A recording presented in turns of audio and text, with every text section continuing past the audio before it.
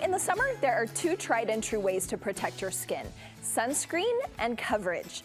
And in today's Style File, we are helping you in the coverage department, inviting you to make this a hat girl summer. So here to help us out, style editor Daylan Dove. And Daylan, I've told you, but in my day, I was the hat girl. I haven't been so much lately, although I do love them, not like the big ones anymore. Right. But I do think a lot of people are just intimidated by hats. Yeah, and I love that about you. I love that you just said, I'm gonna do it because I can. And I think that's where people are finding this disconnect. Like, can I pull this off? Can I wear this style?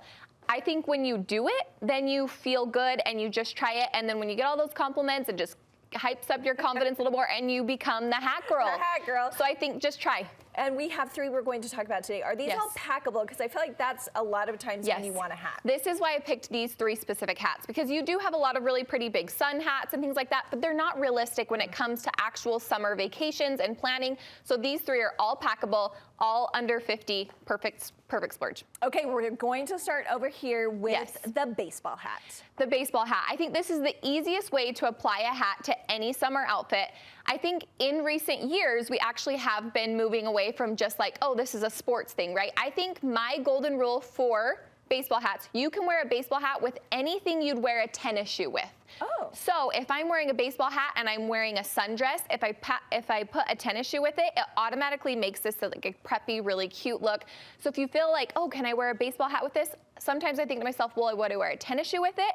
And it makes it that casual, really easy, but yet covered and appropriate summer outfit. And tennis shoes are, I think, becoming more acceptable with more things recently, so that just makes the hat more acceptable as well. Okay. And easy to pair. Love that. Yes. Can you wear sneakers? If you can, go for the baseball hat. Okay, up next we're going to talk about the bucket hat, which I know can be controversial. It can be. But you found a chic option. Okay.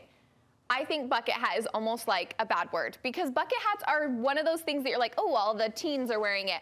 I think when you think about this, don't even think as a bucket hat as much as you just think shade coverage, and I want you to look for material.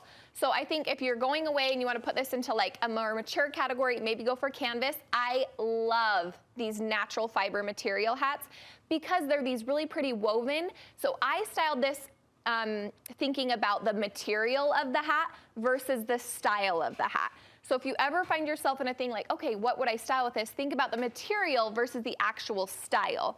So with the woven, I thought full summer, you're gonna go a really pretty, just easy throw on dress, but then zhuzh it up with some gold necklace, a strappy sandal, where automatically this bucket hat just became chic. Yes. Daylan's hitting us 2 for 2 so far. Okay, our last offering is a visor. And when I saw visor, I was thinking more sport visor, but again, a chicer option. Okay. So I will say, I love a visor. I do think we should keep visors in their category. So maybe when you're thinking of a visor, let's think athletic wear. Let's think swimming pool. Let's maybe not wear this to dinner with our husband. Let's just say no to that. But I think the Lululemon visor, I love this brand. It's sweat wicking material. It's super chic. I love this brown color. We know how I feel about brown. But this visor is great. You can pair it to the pool, wear it to athletic wear. It's great for if you want to wear a ponytail, your hairstyles, you can have a little bit more freedom with that. But I love a visor, and I think everybody who is going to these activities and finding themselves at these places, this should be your go-to option. Okay, so I love these 3 options. When we're looking at hats, I do think something I hear women say often is, my face, I just don't have a face for hats. Is there something like we need to look for with our face shape with a hat?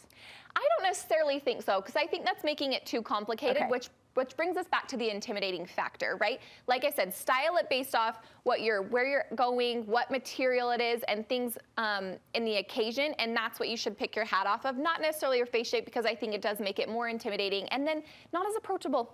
Okay, perfect. You heard it here from Daylan Dove. Thank you so much. Thanks, Amy. We're all going to be incorporating those a little bit more, I think, this summer.